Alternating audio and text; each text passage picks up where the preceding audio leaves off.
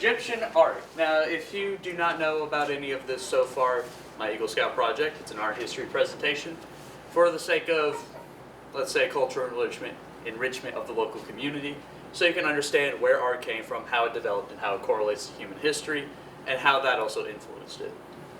Last period, we did prehistoric art. Too bad you guys got to miss out on that one, although there wasn't a lot there to do, considering everybody's dead, so there's not a lot to work with. But here we are at Egyptian art. This is where things get interesting, considering it's more centrically focused and more tied to an actual culture. What is it? Weirdly enough, Egyptian art is from Egypt, and it's largely associated with the Egyptian Empire that lasted from roughly 3100 BCE up until the early centuries of the Common Era, thanks to the Roman Empire.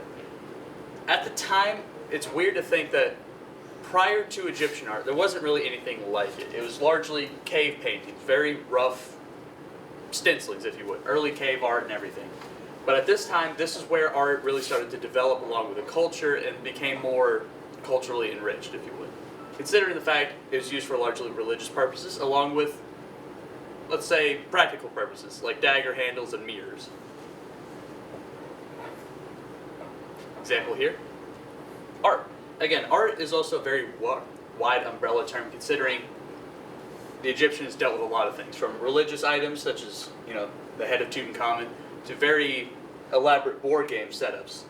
By the way, this is called Santet. It's a very interesting Egyptian board game. It's one of the first, actually. When was it used? Again, during the time of the Egyptian Empire. Although it's also important to distinguish that Egyptian art goes through two distinct phases. Three if you want to get technical, but for the sake of argument, let's say two. There's the pre-dynastic and dynastic periods. Pre-dynastic art is very early Egyptian art. It's very tribal and very reminiscent of very early artistic styles. And it was roughly from around 6000 to 3000 BCE, before the unifications of Upper and Lower Egypt. Upper and Lower Egypt. Trust me, it makes sort of sense. Then there's dynastic art, which is where things get a lot more distinct, if you would, and how they present themselves, and a lot more refined thanks to the unification of the Egyptian Empire at the time, and the Egyptian monarchy very perpetuating these very fine art styles. It's also important to note that roughly around the early 30 CE era, the Romans would take over Egypt and largely convert much of the art to a more Romanesque aesthetic, or if you want to get technical, Greek aesthetic.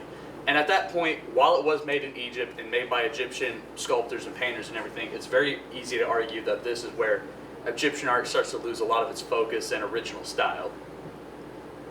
Where was it used? Again, surprisingly enough, Egypt. Although at this time it was the Egyptian Empire, so much of northern Africa and a good chunk of the Middle East at the time. Although thankfully, thanks to the Roman Empire, carrying Egypt through a good chunk of the later BCs and early CE era, a lot of Egyptian art would find its way as far as the edges of the Roman Empire itself. Although a lot of modern day examples that we find for Egyptian art is found largely in tombs of kings and everything, considering how well preserved they are. But a lot of other examples also exist in Amarna. Thanks to Romans, we have the Vaticano obelisk, which is, weirdly enough, one of the few actually Egyptian obelisks. Obelisks are a very Egyptian type of design for architecture and everything. Fun fact about the Vaticano obelisk, they didn't look at an obelisk in Egypt and decide to build one like it. They dragged this thing from Egypt across the Mediterranean into the Vatican. It's a very strange picture they drove up, considering they just dragged it across the ocean floor.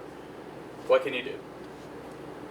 And then we get to Amarna, an example of Amarnan art. Although Amarna used to be the former capital of Egypt before the capital. Gets a little wild after that point. But most art was also found in temples and tombs, etc. For religious purposes. Trivia time. Who wants candy? So, weirdly enough, the Great Sphinx of Egypt, very iconic piece of Egyptian art and architecture, is based on the likeness of an Egyptian pharaoh. Anybody want to take a guess of if it was Pharaoh Tutankhamun, Pharaoh Khufu, Pharaoh Khafre, or Pharaoh Atem? Just raise your hand if you want to answer. Nope. Yep. Pharaoh Khafre. His likeness is depicted on the Great Sphinx, although his nose is a little rough for wear ever since a bad training exercise. It looks just like him. Yeah, arguably. Well, considering he's dead, I doubt he has a nose anymore, so. The photo I saw of him, it looks just like him. Strangely enough, we have practitioners this time around. Last time in the prehistoric era, it was kind of hard to find an artist for prehistoric art, being dead and such. So, we have Helena of Egypt. Weirdly enough, that's kind of all we know about her in terms of her background, just Helena of Egypt. We do know she made this piece, sort of. She's a famous painter who lived in the Egyptian Empire and is famous for her painting of Alexander the Great around 323 BCE that depicts his Battle of Issus, a very important battle during his conquest. What's important to note about this, we don't know where the original Battle of Issus painting is. This is a mosaic recreation of it that was found in a Pompeii bathroom. Pretty popular piece of art though, considering that's one of the main images they used to depict Alexander the Great. Pretty cool guy. Then we have Thutmose, famous sculptor who lived around 1350 BCE and is well associated with Pharaoh Akhenaten. It's also important to note, if you were to look into Thutmose, this is Thutmose the sculptor and artist, not Thutmose the Egyptian pharaoh and the other Egyptian pharaoh. Apparently Thutmose was a very popular name. His most famous piece of art, if you would, is the bust of Nefer Nefertiti, although he's also noted for a lot of pieces at Amarna.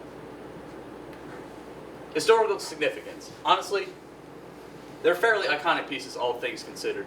It's also important to note that Egyptian art at this time is where we see the significant development of distinct cultural styles in art, if you would, thanks to human civilizations coming together and forming of more distinctive traits. It's also important to note that the art style itself was incredibly influential to the people who would come across Egypt, like the Roman Empire, if you would. And its many art styles served as a basis for the Bronze and Iron Ages art styles, like the Greek art style and Roman art styles. Although that could be argued for this latter. The pieces also help us serve to understand what Egyptian culture was like. Surprisingly enough, when you have an empire that fell like 4,000 years ago, it's hard to really understand a lot about them. So the art served as a means to understand their culture and how they presented everything. Here's our examples. That's the throne of Tutankhamun. I guess he did a lot of sitting considering, dead. Canopic jars, a very famous practice of Egyptian, death rites? It's part of the mummification process. They Yeah. take out the... Your organs would be stored in a very fun-looking jar. I guess it's a nice thing to look at. And then we have a religious picture over here of the Egyptian god of the dead, Osiris, who I believe is talking to his son and wife, Isis and Horus. Point is, again, religious use of art. And then we have the writing of Egyptians, which, given its style, could be argued a type of art, considering its very design-centric choice of representation. We have fun resources if you want to look into any of these. All right, anybody got questions? Weren't Egyptians like one of the first ones to start writing words, communicating by paper? Sort of. Egyptians did definitely develop a very distinct language, and they were one of the first. Actually, the first languages was cuneiform from Mesopotamia. Although, because I would talk about Mesopotamian art, but because they're sort of lackluster representation, we're not going to talk about them. Anybody else got a question? Do you think if we didn't have these art, or have the art that we, like the art that they presented and that we found, do you think if we didn't have that, we would know as much as we do about Egyptian culture? Well, a lot of what we know from Egyptian culture is largely derived from these art. Although, I say art, it's more or less the cave, or the more advanced version of a cave painting, if you would. The inside of a pharaoh's tomb was largely decorated with many paintings depicting many religious ceremonies, events in their lives. So it helps us understand the very strange yet distinct culture of the Egyptians at the time. Anybody else? All right. Thank you very much. Another one of the best.